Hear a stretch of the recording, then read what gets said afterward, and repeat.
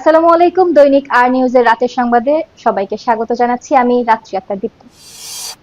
ত্রয়োদশ জাতীয় সংসদ নির্বাচন উপলক্ষে জোট গঠনের সিদ্ধান্ত নিয়েছে 4টি ইসলামী দল।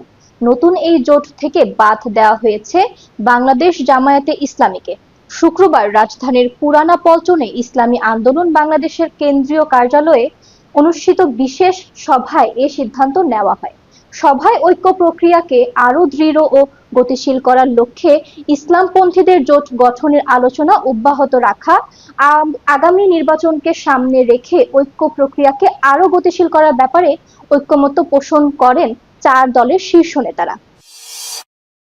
জাতীয় নাগরিক পার্টির মুখ্য সমন্বয়ক নাসির উদ্দিন পাটোয়ারী বলেছেন, ছাত্রদের কোনো ব্যবস্থা হয়নি, উপদেষ্টাদের সবকিছু হয়েছে।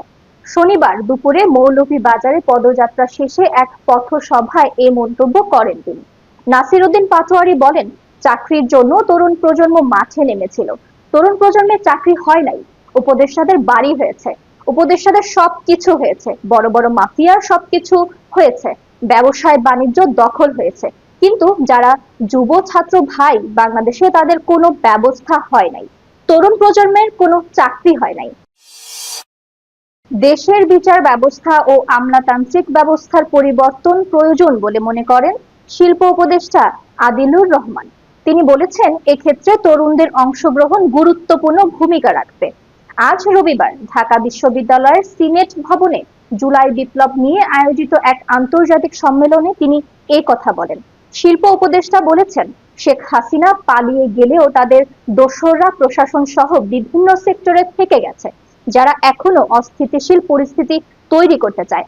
এ সময় বিচার নিশ্চিত করার জন্য তিনি তরুণদের সবর থাকার আহ্বান জানান। বাণিজ্যিক মোটর যানের ইকোনমিক লাইফ নিয়ে বিআরটি এর অভিযানের প্রতিবাদে 8 দফা জানিয়েছে পরিবহন মালিকরা।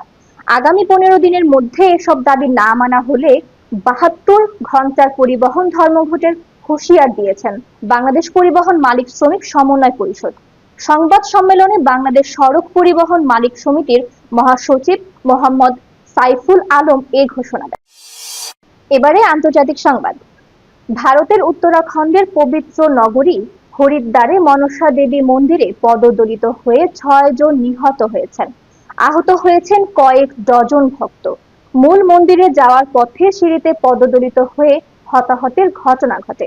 আল জাজিরার প্রতিবেদন অনুযায়ী পুলিশ ধারণা করছে, বিদ্যুৎস্পৃষ্ট হওয়ার গুজব ছড়িয়ে পড়লে ভক্তদের মধ্যে আতঙ্ক সৃষ্টি হয় এবং এ সময় হুড়োহুড়িতে পদদলিত হওয়ার ঘটনা ঘটে। এবারে খেলার সংবাদ।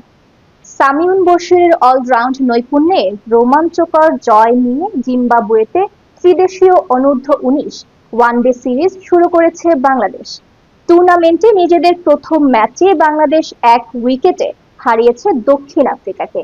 শনিবার হারারেতে টস জিতে প্রথমে ব্যাট করতে নেমে বাংলাদেশ বোলারদের তোপে 34 ওভার 4 বলে 128 রানে গুটিয়ে যায় দক্ষিণ আফ্রিকা। বাংলাদেশ পেসার আল ফাহাদ 32 রান দিয়ে 4টি এবং বাহাতি স্পিনার সামিউন 17 রানে 2 উইকেট নেন।